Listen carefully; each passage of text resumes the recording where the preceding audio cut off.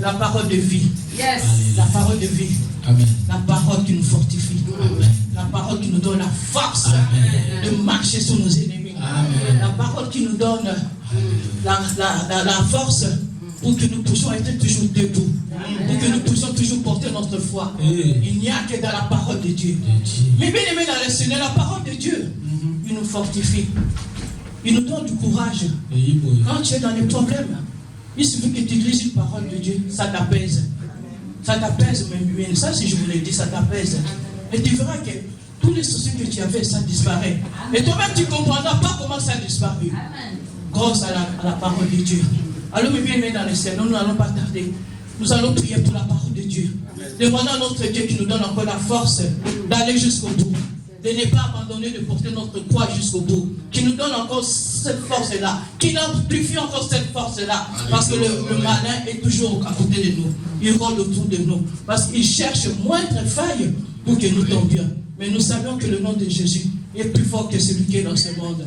Prions aussi pour les serviteurs de Dieu. C'est lui qui va nous prêcher aujourd'hui.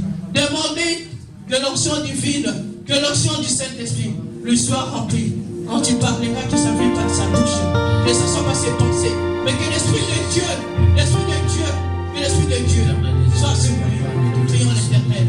Seigneur, Dieu, je te bénis. Je les sois béni, sois éclairé, papa. Nous venons bénir toi, Seigneur. Maintenant, nous allons écouter ta parole, Seigneur. Oh, mon Dieu, mon papa, sois avec nous, papa. Fortifie nous, Seigneur. Sois sans Seigneur, Seigneur. L'Esprit de Dieu, et ta parole, Seigneur. Sois béni, sois élevé, papa. Merci pour les serviteurs de Dieu. Seigneur, tu as choisi aujourd'hui, Seigneur. Mon Dieu, mon papa, nous te demandons, Seigneur. Que l'onction du Saint-Esprit, papa, soit sur nous, papa. Que faire face, Seigneur. Tu as agissé sur nous, Seigneur. Mon Dieu, mon papa, nous te bénissons, Seigneur. Parce que nous savons que tu es Dieu. Nous savons que tu es là, Seigneur. Merci, Seigneur. Merci pour ta présence, Seigneur. Nous allons recevoir celui qui va nous prêcher aujourd'hui. C'est le pasteur Oli. Acclamez, acclamez.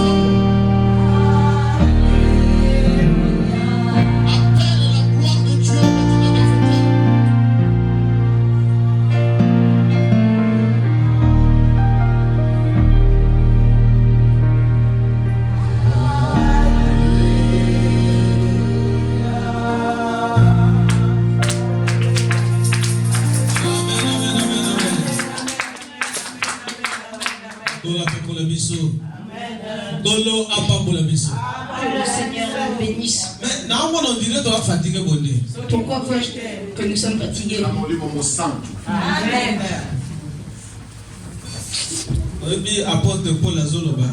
L'apôtre Paul parle ainsi. Lorsque mon corps est dans la faiblesse, lorsque mon corps est dans la faiblesse, c'est par là que l'esprit est très fort. Alléluia. Amen. Amen. Oui, mes bien-aimés, sans plus tarder, dimanche passé. Pour savons-nous ce qui avait été prêché le dimanche passé? Ce qui avait été prêché la semaine passée était très important. J'aimerais dire ceci. Le Saint-Esprit parmi les hommes, le Saint-Esprit parmi les hommes a énormément de valeur dans nos vies. Alléluia. Aujourd'hui, je voudrais parler en tant que berger. Un berger qui rassemble. Je ne voudrais pas parler comme un évangéliste. Parce que l'évangéliste brise. Le Saint-Esprit au-dedans de nous. Le Saint-Esprit au-dedans de nous est une chose très importante. Voilà pourquoi toute personne qui se nomme enfant de Dieu, il est recommandé que le Saint-Esprit demeure dans cette personne. Si le Saint-Esprit demeure en lui, il y a certaines choses qu'il ne ferait pas. Parce que lorsque tu chercheras à faire quelque chose, le Saint-Esprit te convaincra de ne point le faire. Lorsque le Seigneur Jésus était sur terre, il avait fait énormément de miracles. Et tant que Dieu, en tant que Dieu, il faisait cela par le Saint-Esprit.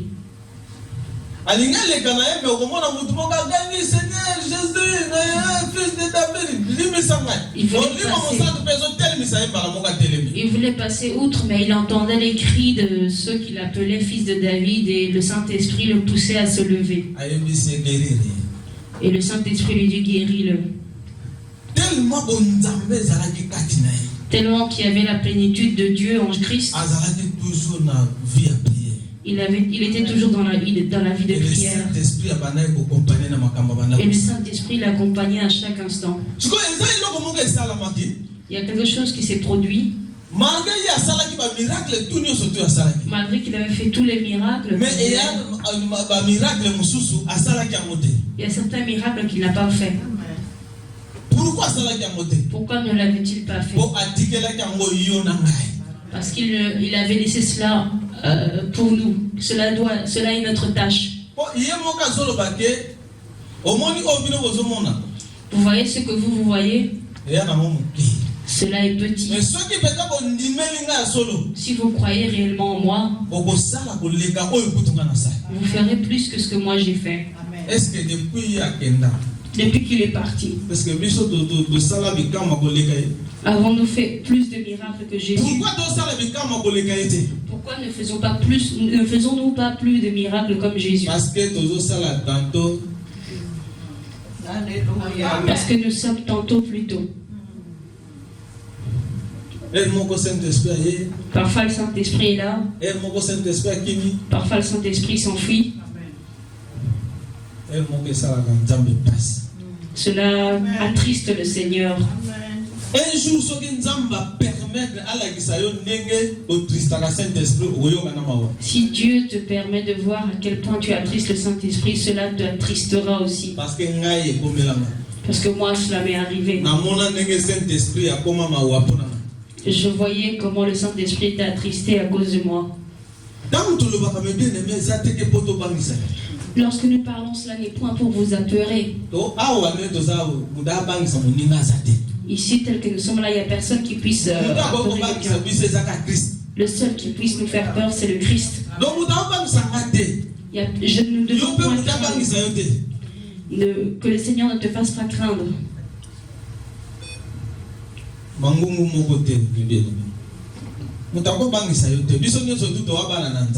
L'homme ne peut pas te faire craindre. Nous sommes tous enfants de Dieu. Étant enfant de Dieu, personne ne peut apeurer. Il y a beaucoup d'enfants, il y a beaucoup de serviteurs de Dieu qui font peur aux enfants de Dieu. Vous allez voir qu'il y en a qui s'affaiblissent et restent chez eux. Il y a beaucoup d'enfants de Dieu qui affaiblissent les serviteurs de Dieu.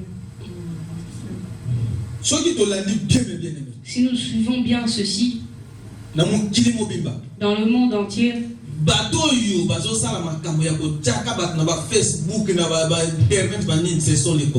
ceux qui mettent, ceux qui publient les gens sur Facebook, ce sont plus les Congolais qui le font. Ce sont les Congolais qui ont exagéré. Il exagère dans sa bêtise. Le Congolais exagère dans sa bêtise.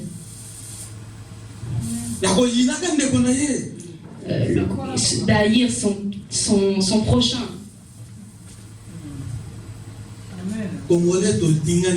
Les Congolais ne s'aiment pas entre eux. Nous devons prendre d'autres exemples. Si vous voyez que le Marocain fait quelque chose, vous allez voir que ses frères marocains seront aussi là. Lorsque le Congolais fait quelque chose, si son frère lui demande quelque chose, il préférera prendre un Ghanéen ou quelqu'un d'autre d'une autre tribu que son frère congolais. Donc, quelque part, on dirait qu'on est un peuple maudit. Donc, les apasses. Mais or que Yesu Massia sali quand se belé. C'est vraiment difficile, mais or que Jésus a fait beaucoup de miracles. Il a laissé ses miracles à nous pour que nous les accomplissions. Mais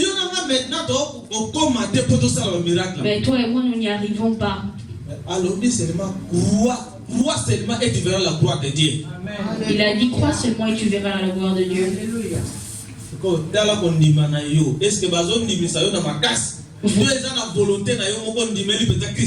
examine ta foi. Est-ce que on te pousse à croire, on te pousse à avoir la foi, ou c'est réellement toi-même qui crois? Est-ce qu'il y a quelqu'un qui est derrière toi qui te dit viens à l'église?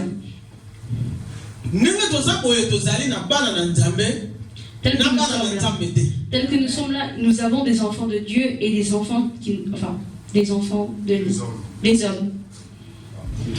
Ceux qui donc